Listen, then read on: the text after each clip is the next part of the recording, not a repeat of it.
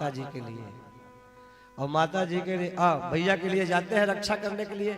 इसके पहले बहुत समझाते हैं, बहुत बताते हैं कि इनको संसार में कोई मार नहीं सकता है, आप मनायास इतना ज्यादा परेशान है, दुखी है।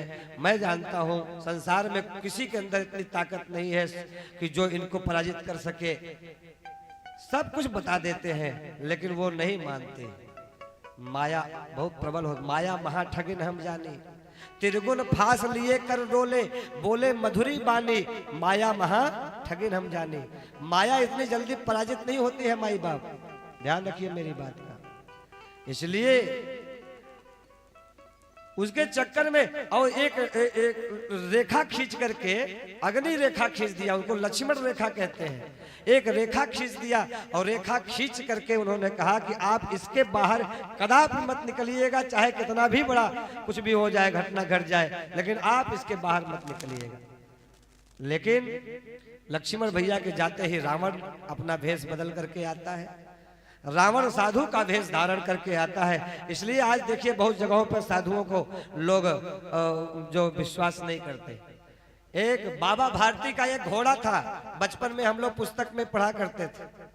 बाबा भारती का एक घोड़ा था, वो घोड़े को एक डाकू चोरी करने के लिए आया था। वो चोरी करने के लिए आया था लेकिन बाबा भारती के भेष में आया था, साधु के भेष में आया था।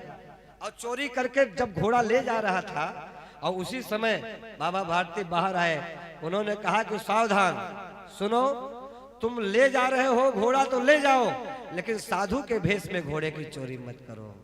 क्यों? क्योंकि जब लोग बाद में ये जानेंगे कि एक साधु के भेष में एक व्यक्ति आकर के घोड़े की चोरी करके ले गया, तो साधु के ऊपर से विश्वास उठ जाएगा। इसलिए तुम ऐसा काम मत करो, मैं तुमको घोड़ा देता हूं, तुम घोड़ा ले जाओ, लेकिन साधु के भेष में घोड़ा चोरी मत करो। कहने का भाव यह है, कभी भी सज्जन का स्वरूप बना करके दुर्जनता का काम न करो।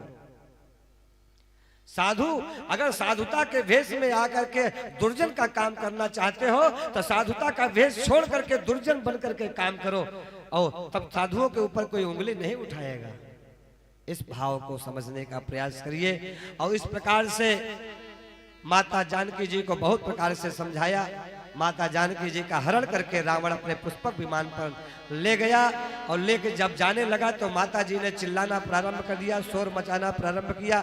जटायु वहां पे रक्षा करने के लिए, जटायु वहां पे रक्षा करने के लिए कुटिया के आसपास आए, और जटायु ने अपने दोनों पंख से कुटिया के आसपास आकर के माता जी की रक्षा करने का प्रयास किया। जटायु खूब लड़े, लेकिन अपना चंद्रहास निकाल करके रावण ने उनके पंख को काट दिया। जटायु धराधाम पर गिर पड़े, और जटायु ने प्रतिज्ञा किया था जब तक राम नहीं आएंगे, जब तक उनको मैं ये घटना को मैं बताऊंगा नहीं, तब तक मैं अपना प्राण नहीं त्यागूंगा।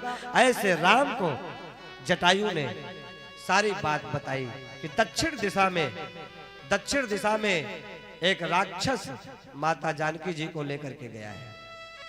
बस अब कथा विराम लेने वाली है, आप लोग सावधान रह करके थोड़ा देर सुनिए।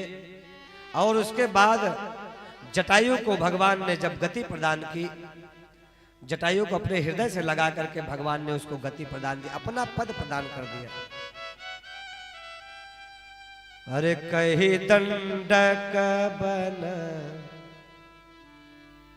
कही दंडक बन पावन ताई, गीध मयत्री पुनिते ही गाए।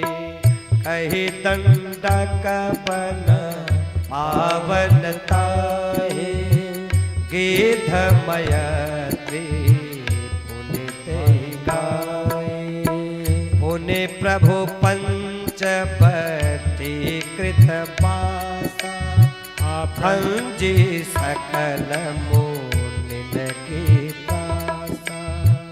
पुनि लक्ष्मण उपदेश बखाना, पुनि लक्ष्मण उपदेश अनुपा। सोपन खाजी में कुरूपा, सोपुन काजी में कीन कुरूपा। खर दूसड़ बध बहुरी बखाना।